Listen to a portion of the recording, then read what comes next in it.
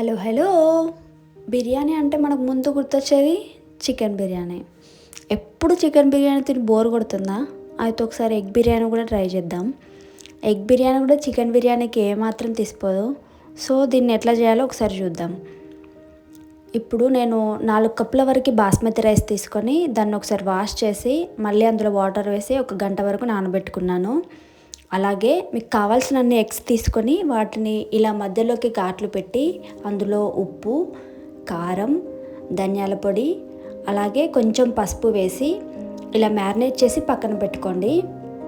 ఇలా మ్యారినేట్ చేయడం వల్ల ఎగ్స్కి కూడా ఆ టేస్ట్ అనేది చాలా బాగా ఉంటుందన్నమాట. సో ఇప్పుడు మీరు బిర్యానీ ఏ పాట్లో చేస్తారో అదే పాట్ పెట్టి అందులో కొంచెం ఆయిల్ వేసి ఎగ్స్ని ఇలా ఫ్రై చేయండి. చూడండి, ఈ విధంగా ఫ్రై చేస్తే సరిపోతుంది. ఇప్పుడు ఇందులోకి మరికొంత ఆయిల్, అలాగే 1 టేబుల్ స్పూన్ వరకు నెయ్యి కూడా వేయండి. ఆయిల్ వేడెక్కిన తర్వాత ఇందులోకి బిర్యానీ స్పైసెస్ అన్నీ వేసేయండి. అలాగే సన్నగా తరిగిపెట్టిన ఒక పెద్ద ఆనియన్ కూడా వేయండి. ఆనియన్ గోల్డెన్ బ్రౌన్ కలర్ వచ్చిన తర్వాత 2-3 పచ్చిమిర్చి కూడా వేసేయండి. అలాగే సన్నగా తరిగిన 2 పెద్ద టమాటాలని కూడా వేసేయండి. టమాటా మగ్గిన తర్వాత ఇందులోకి రుచికి సరిపడా ఉప్పు, కారం, ధనియాల పొడి, అలాగే గరం మసాలా, అలాగే 1 టేబుల్ స్పూన్ జీరా పౌడర్ కూడా వేయండి. ఇప్పుడు ఇందులోకి చిటికెడు పసుపు వేసి ఒకసారి బాగా కలపండి. ఈ మసాలాలన్నీ అడుగు పట్టకుండా ఇందులోకి కొంచెం వాటర్ యాడ్ చేయండి. చూడండి, ఈ విధంగా ఆయిల్ పైకి వచ్చిన తర్వాత ఇందులోకి 1 గుప్పెడు కొత్తిమీర, అలాగే పుదీనా, అలాగే ఫ్రైడ్ ఆనియన్స్ కూడా వేయండి. ఇవన్నీ ఒకసారి బాగా కలిపి ఇందులోకి 1 కప్ వరకు పెరుగు కూడా వేసేయండి. చూడండి, ఈ విధంగా ఆయిల్ పైకి తేలే వరకు ఫ్రై చేస్తే సరిపోతుంది. ఇప్పుడు ఇందులోకి ముందుగా మనం ఫ్రై చేసి పెట్టుకున్న ఎగ్స్ని కూడా వేసేయండి. ఈ ఎగ్స్కి ఈ మసాలా పట్టేలాగా ఒకసారి బాగా కలిపి ఒక 2 to 3 మినిట్స్ వరకు కుక్ చేయండి. ఈ విధంగా ఆయిల్ పైకి తేలే వరకు కుక్ చేస్తే సరిపోతుంది. ఇప్పుడు ఇందులో నుండి మనం కొన్ని ఎగ్స్ని అలాగే కొంత మసాలాని తీసి పక్కన పెట్టుకుందాం. ఈ విధంగా మిగిలిన మసాలాని కూడా ఈవెన్గా స్ప్రెడ్ చేయండి.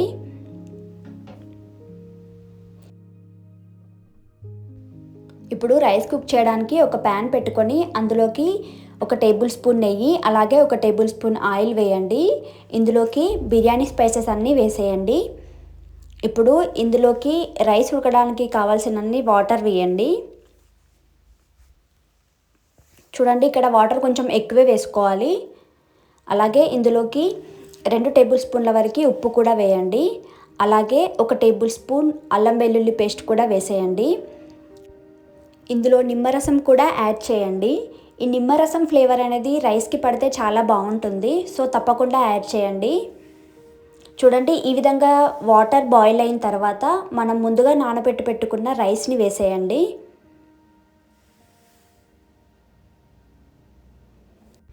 రైస్ బాయిల్ అవుతుంటే మనం ముందుగా ప్రిపేర్ చేసుకున్న మసాలాలో గుప్పెడు కొత్తిమీర, పుదీనా, అలాగే గుప్పెడు ఫ్రైడ్ ఆనియన్స్, అలాగే నిమ్మరసం, 1 టేబుల్ స్పూన్ నెయ్యి వేసి పక్కన పెట్టుకోండి.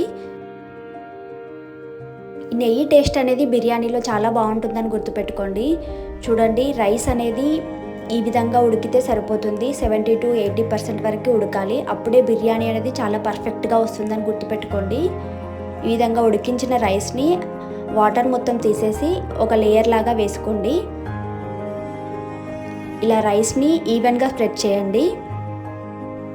ఇప్పుడు ఇందులోకి గుప్పెడు కొత్తిమీర, పుదీనా, నిమ్మరసం, అలాగే ఫ్రైడ్ ఆనియన్స్, 1 టేబుల్ స్పూన్ నెయ్యి కూడా వేయండి. ఇప్పుడు ముందుగా మనం తీసి పక్కన పెట్టుకున్న ఎగ్స్ మరియు మసాలా కూడా వేసేయండి. ఇప్పుడు మిగిలిన రైస్ కూడా లేయర్ లాగా వేసేసుకోండి. ఇప్పుడు కలర్ కోసం ఫుడ్ కలర్ లేదా పాలలో నానబెట్టిన కుంకుమ పువ్వును కూడా యూజ్ చేసుకోవచ్చు. అలాగే గుప్పెడు కొత్తిమీర, పుదీనా, ఫ్రైడ్ ఆనియన్స్, నిమ్మరసం, 1 టేబుల్ స్పూన్ నెయ్యి కూడా వేసేయండి. ఇప్పుడు టిష్యూని తడిపి రైస్ పైన వేసేయండి. అలాగే ఎయిర్ లీక్ అవ్వకుండా సిల్వర్ ఫాయిల్ని కూడా వేసేయండి. మీ దగ్గర కనుక సిల్వర్ ఫాయిల్ లేకపోతే మైదా పిండి లేదా గోధుమ పిండిని కూడా యూజ్ చేసుకోవచ్చు. ఇప్పుడు దీనిపైన క్యాప్ పెట్టేయండి.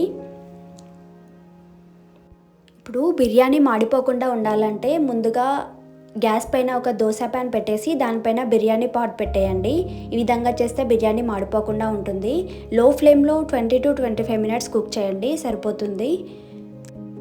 తర్వాత ఒక 5 to 10 మినిట్స్ వరకు పక్కన పెట్టండి.